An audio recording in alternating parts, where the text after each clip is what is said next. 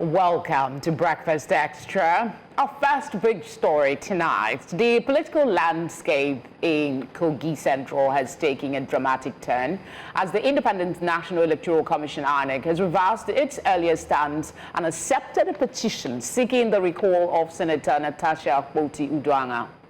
This reversal comes after initial uncertainties surrounding the petition's validity, with INEC now declaring that due process was followed.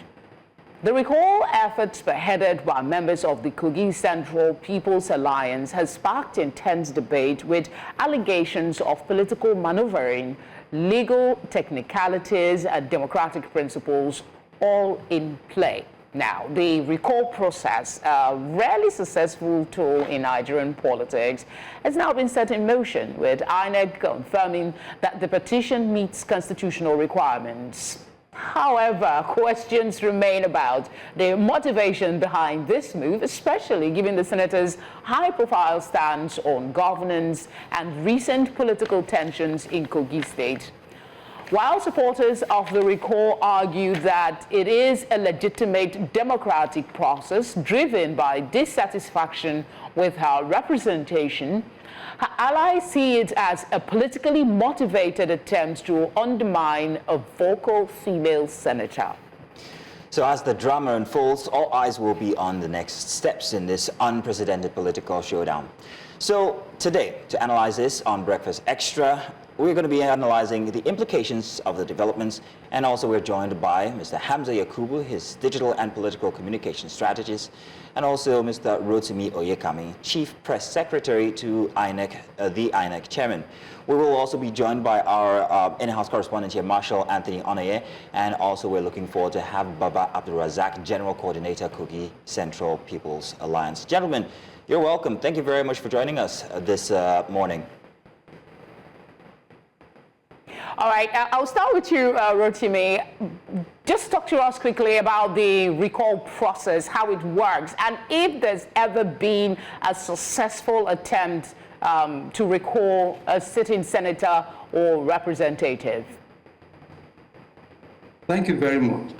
The first thing I would like to say is that it is within the prerogative of registered voters in a constituency to initiate a recall process against their representative in either the Senate, the House of Representatives, or the State Assembly, as the case may be.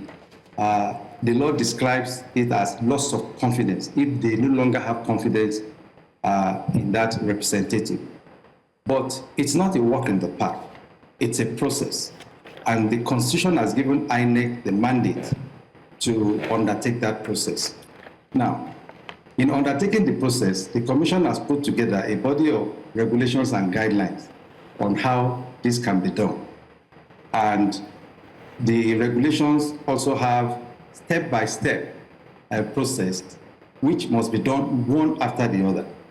The first thing you do is that you write a petition addressed to the chairman of INEC and signed by more than one half total number of registered voters in that constituency.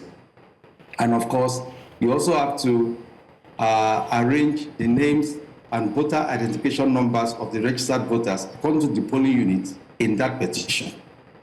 So you submit that to the Commission. Now, the first thing, the preliminary action that the Commission will take is to ascertain that the signatures are up to more than one half of the total number of registered voters in that constituency. If that is ascertained, we now move to verification. Now, this verification is a rigorous process because it will be carried out at the polling units. So, and it's just like conducting an election because we deploy all the assets, the bimodal voter accreditation system, and we deploy verification officers. And we also allow the candidate, the representative, to also deploy. But meanwhile, before we do that, we will have notified the representative against whom the recall process is being initiated to inform that representative that we have received this and this is in place. Now, as we go through the process of recall, we then, after all the process has been completed, if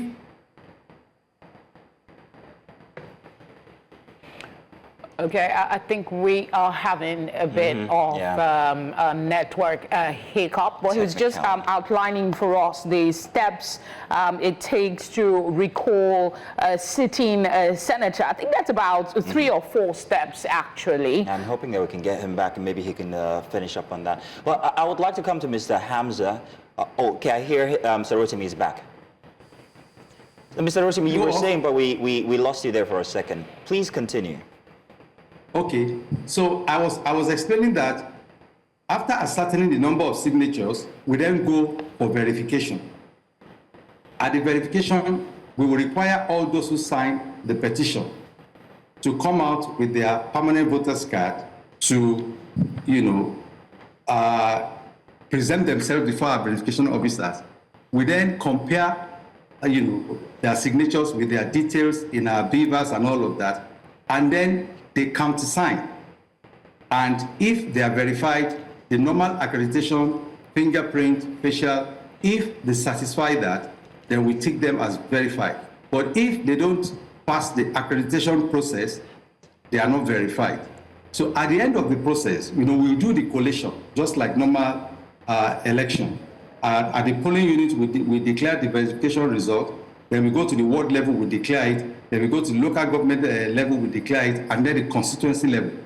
Then after that is done, if at the end of the day, more than 1/2 of the total number of registered voters in that constituency is verified, we then move to the final stage, which is the referendum. But meanwhile, there's a major difference. During verification, it is only those who signed the petition that are required to come forward for verification. But during referendum, it's open to all registered voters in that place. So it's a question of yes or no form that will be filled, will either filled, ticked, or thumb printed. It's a very interesting. Okay. My apologies, but I was about to say that it's a very interesting process that you're outlining there. It sounds like a reverse election, if you get me. But I wanted to come to Mr. Hamza real quick so that we can get this conversation on the road. Now, Mr. Hamza, Mr. Yakubu, my apologies, you've been very vocal regarding your stance regarding Natasha Akpoti-Uduaghan. Now, in your view, what are the major failings that recall or that warrant a recall? Thank you very much. The reasons that warrant the recall is something that a lot of people have been saying will have people for and against. But I want to submit here that the Nigerian political system is a complex and diverse entity influenced by many regional and communal factors. So to say that what is the factors influencing a decision in one region is different from the other region. So for us in Kogi Central, there are 3 basic factors that we do consider to score our lawmakers. One out of the 3 is on the fact that how the lawmaker is facilitating dividend of democracy to the constituency. That's to say that the empowerment program and all of those things. Then on the second, which is very ultimate to us, is on how the lawmaker as well is presenting our characters and identity to the national and global space. And thirdly, the lawmaker involvement in preferring pragmatic solutions to the myriad of challenges we are being faced with in Nigeria, maybe through motions and bills, perhaps bills to establish an act or bills to repeal an act. So if you see these 3 basic factors we consider in Kogi Central to score our lawmaker, you will see that in the first one, which is driving dividends of democracy to the people or the constituent, Barrister Natasha Akpoti has done fine in that aspect.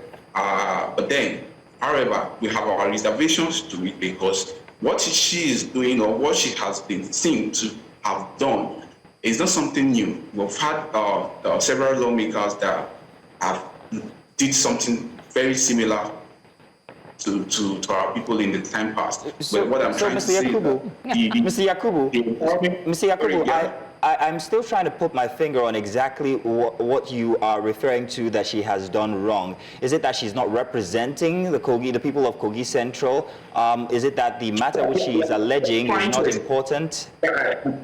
I'm trying to establish this platform for us to navigate our conversations around this. What I'm trying to say on the second one, which is very major to us, like I said, what decide political decisions in some regions is not the same in another region. For us in Kogi Central, we are very much particular at how our representatives are representing our characters and identity in that national and global space. So what we've seen over time, or in this recent time, is that Natasha Akpoti-Uduaghan is not representing the true identity and character of a Kogi Central person, considering her misconduct in the plenary in the recent days. So for us, we are not so cool with it, knowing fully well that on the issue of dividends of democracy that a lot of people talked about, whatever she is doing now, we've seen it, we've seen other lawmakers did it in the time past. So we're not seeing anything new. So what we expected from her is to represent us well in characters and in our characters and identity in the National Assembly. But what we're seeing now is that she is misrepresenting us, and we've lacked confidence in her, and that's why we are exploring the process of take her out there and replace her with somebody with impeccable characters.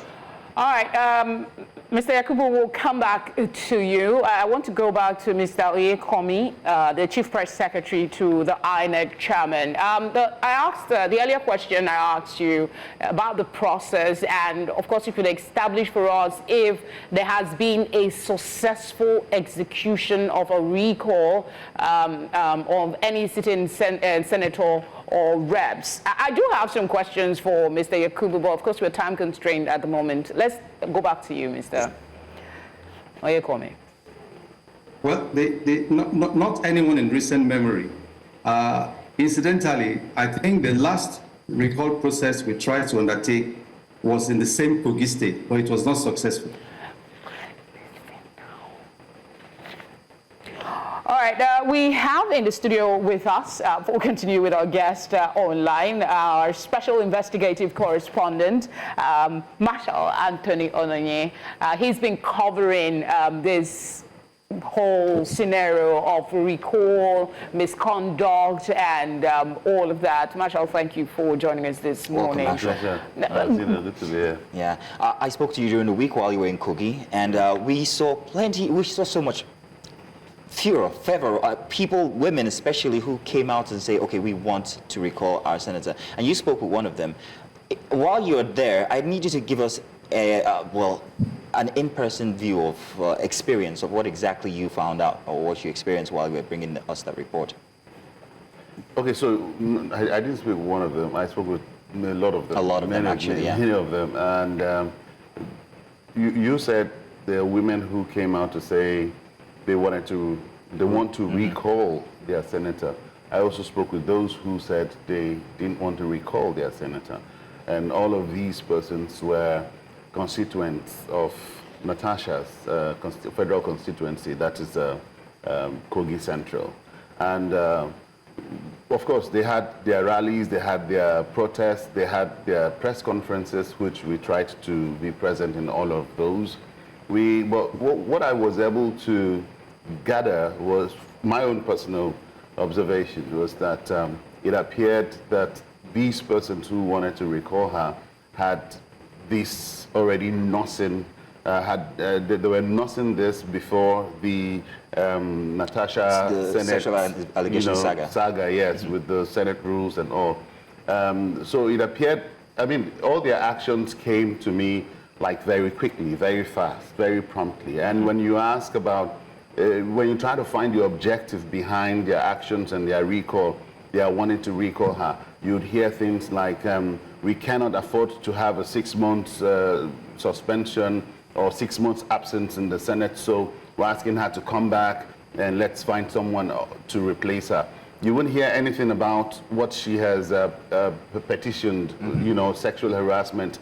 You wouldn't hear anything regarding her concerns before the Senate. Remember that all of these she has said, aside from disregarding the Senate rules, she had also said allegations or leveled allegations against the Senate President on sexual harassment. But one would say that is tactical. The official reason that they put on their petition, I believe, was gross misconduct, abuse of office, and deceitful behavior. These were the captions that they put in that petition. So when you look at it from that aspect, the sexual allegation came after, perhaps that is what they're referring to when they say deceitful behavior. Deceitful behavior. How does sexual harassment amount to deceitful? I'm not, holding brief for her, but I'm just wondering, as an analyst, analyzing the entire situation and responses. Well, is there any indication of what they mean when they say deceitful behavior from a senator? Because, I mean, even Mr. Yakubu was talking about the dividends of democracy that Natasha Akpoti has brought to the community, even though he caveated that with it's nothing new that they haven't seen before. It's funny. I mean, it's funny to find someone who people would say, I mean, the people of Kogi, they all said these things, even those that are currently anti-Natasha, so to speak, those that are currently calling for her recall. You'd hear them say that, look, she's done a lot, we actually appreciate her, but we cannot afford to be absent from the Senate. I mean, she's done this and done that. And I'll tell you that she's done, if you ask me to rate her, I'd rate her far and above the previous senator who represented that federal constituency. In terms of dividends of democracy, yes, you give it to her. On both sides, those that are anti-Natasha and those that are pro-Natasha seem to be saying the same thing. The locals as well that would neither take any sides seem to be saying the same thing. They've gotten dividends of democracy from this woman. And you now beg the question as to, is this recall politically motivated? Are there other factors that could be behind this recall? Are these people politically being engineered to, go for this recall? Well, I think those are questions for... That's the political, more political than everything. I think those are questions really. for Mr. Yakubu there, because we're going to circle back to you, Mr. Yakubu, but we have also been joined by Baba Abdulrazak. He's the General Coordinator for Kogi Central People's Alliance. Mr. Abdulrazak, I'm hoping that you were here while Mr. Hamza was telling about why the Kogi Central constituents or members, or some members, want to recall their senator. I don't know what you thought about that if you were listening, but perhaps maybe you give us your stance in this issue here today. Mr. Abdulrazak. Yes, good morning, gentlemen. Good morning. And lady. Good morning. Before you respond, let me just add quickly to that. Your petition, you're part of those who petitioned, right?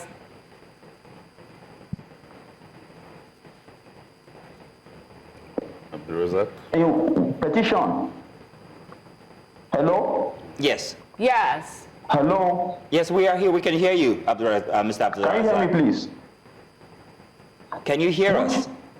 Yeah. Which petition are you talking about, please? Okay, go ahead I can hear you. Go ahead and give us your Petition, please. stance. Let's start with that, if you don't mind.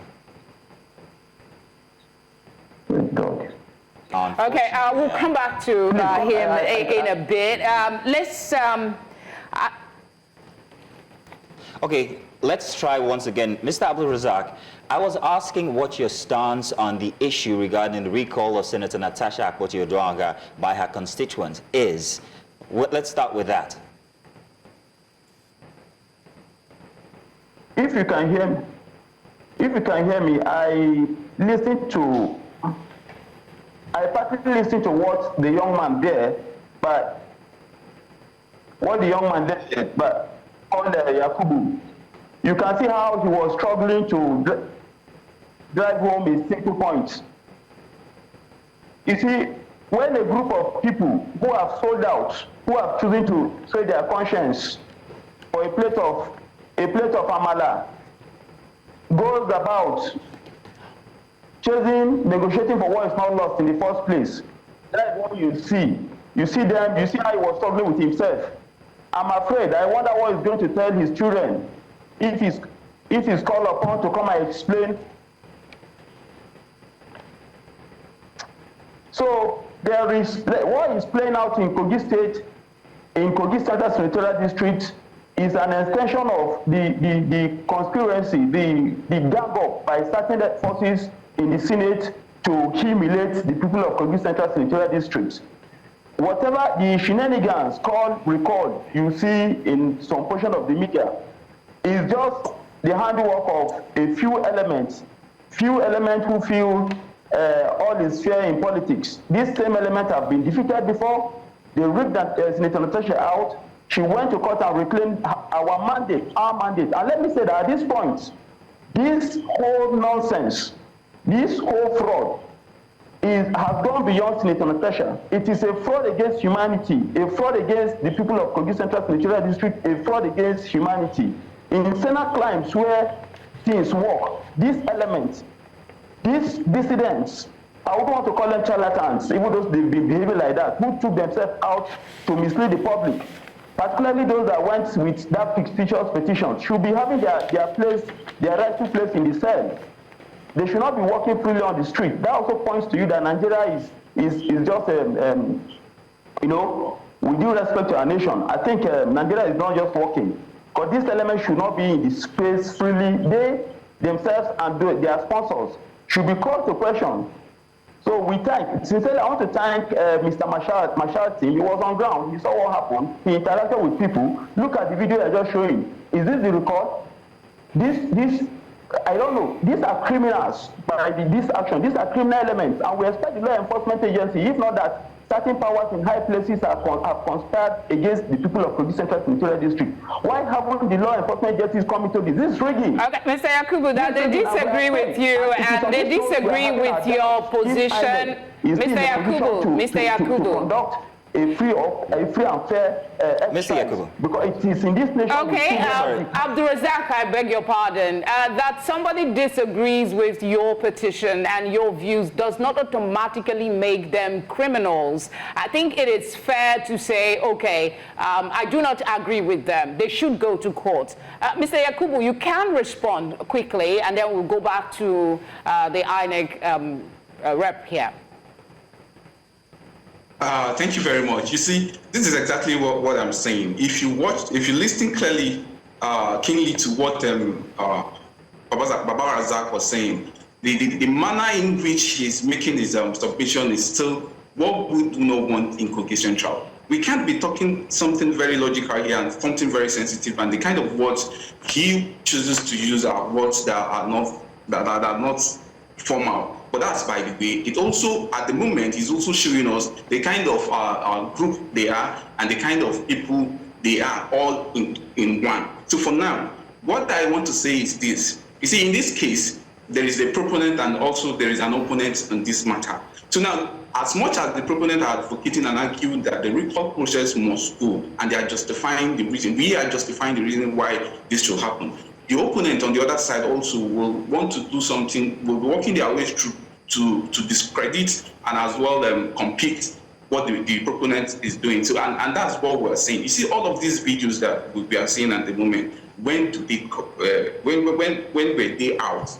You begin to ask the question, the recall process already started, and we've seen a lot of people, even the young elderly, male, female, saying that they are tired of the representation of Natasha, and people are outside to say we are recalling her back. She's not representing the true identity of a Kogi Central person. So at this moment, she needs to be out. All right, quickly, before we go to Mr. Oyekanmi, sorry, I need to interject because you're referencing what people are saying. The petition that was presented, I think, can you confirm that it's over 200 that was signed and presented to INEC? Can you confirm it's over 200 or it's less? It's over 200. It's over 200. INEC, over 50% of the registered voters in Kogi Central signed that petition that was submitted to INEC. So it's over 200. Okay, let me switch. Okay, I wanted to go know, ahead. of the 200 people, how many of them represent the grassroots? How many of these people who signed are, I want to just get an idea of grassroots representation here, or was it just a certain class of people who were represented from the Kogi Central constituent? So what we'll have a representative of the petitioner that submitted the petition to the chairman of the INEC. Like what I saw, it was 16 of the representatives of the petitioners. The details were there. So the representatives are representing the entirety of the petitioners in the grassroots. So those 16 are what are the representative of the petitioners. So the numbers we are calling now truly reflect what the grassroots want and what they have done. So those numbers you're seeing are the true reflection of what happened in the grassroots. All right, Mr. Oyekanmi, I asked that question because there seemed to be some concern as to the correlation of those who are petitioning and those who actually voted to get her into office. But I want to start with you telling us the stage that INEC is at with the process at the moment, and if perhaps it is within the purview of the INEC to review some of these viral videos alleging the questionable circumstances that got the petitions to your office. Thank you very much. The steps we are going to take are contained in the regulations and guidelines. And the step is this. When you submit a petition and we find the petition competent, it has all the ingredients required, the first thing we do is to ascertain the signatures that accompanied the petition and the voter identification numbers and the polling units arranged in that petition. But after that, what we do is to go and verify, and that is the crux of the matter, because verification will have to be done at the polling unit. Remember, in Kogi Central, we have 5 local governments and over 900 polling units. Okay, so we will deploy our assets and go there and verify. It is only if after verification, the result meets the threshold when we're able to confirm or affirm that more than 1/2 of the total number of registered voters, which is about 474,000, if they are verified, that's where we can move to the next stage. But if it fails to meet the threshold, the process ends there. Okay. Let's come back to the studio, shall we? Marshall, while you were in Kogi, I remember some of the reports that you brought to us regarding the authorities actually dispersing or stopping people from gathering. I'd like you to tell us about that, and also if you can confirm some of the videos we're seeing of people inside of rooms signing these petitions. How authentic are these videos, in your view? Okay, while we're in Kogi State, like I said, there were several gatherings, and the current government in power is that of Natasha she's of the PDP, and the current government is not the PDP there. So you would expect naturally that the current administration would deploy state apparatus to have an upper hand in the discussion of Natasha Akpoti's recall or her continuous stay in the Senate. But we visited her homestead, and we found some empowerment going on from her own home. We had people that were chieftains from the PDP, and COSEPA, that is the Kogi Central People's Alliance, also come around to partake of this empowerment. We had the locals too, and we also reported that despite her suspension, she was still reaching out to her constituents, and she was empowering them with food items, and they said that's what she normally does every Ramadan, Christmas, Easter. She does this empowerment, and that's something that has come very highly commendable. For these footages, of course, we saw a lot of these things happening there, and I tell you, Mazino, these things were not even the people who were doing this. They weren't even so conscious about doing it in the open or doing it in secret, or who was around or who wasn't around. And that's why I'd like to, encourage INEC to really do their forensics and do their investigations to verify the veracity or validity of these footages or the claims by those that are pro-Natasha, so to speak, to see if these footages are authentic and if they have grounds for nullifying or validating the recall, because these signatures, we can have these kind of claims come up during elections, and then we're having them come up in an exercise that is, would I say it's a by-election activity for a recall like this, and then INEC will then validate it. I'd like them to, do the needful regarding these things. Talking about doing the needful, I have one more question for you, Mr. Oyekanmi. There is allegation, I want you to speak to this, from the Resource Center for Human Rights and Civic Education. They are alleging that INEC is being subjected to political pressure to facilitate the recall process. Can you clear for us in its entirety the impartiality of INEC in continuing with this process and the decisions that has been made so far? Well, I can assure you that the Commission is not being influenced by any government agent or agency or individual. We have a process, and we are determined to undertake that process. And in doing so, we are going to be transparent. So, like I always say, we are interested in the process, not the politics. And I can assure you that, this process will be undertaken in such a manner that people will be able to verify what we are doing, and people will be able to authenticate all the things that we are going to do along the way. We'll carry people along. Well, gentlemen, unfortunately, we'll have to draw the curtains here on this conversation. I want to thank all our guests, including you, Marshall, Mr. Yakubu, and also Mr. Rotimi for joining us. And of course, I've left one person out there. Mr. Abdulrazak, thank you very much for joining us to have this conversation. We do hope that this is fair at the end of the day, and that, well, we'll all be watching and seeing for the results. Thank you very much, gentlemen. Thank you for having me.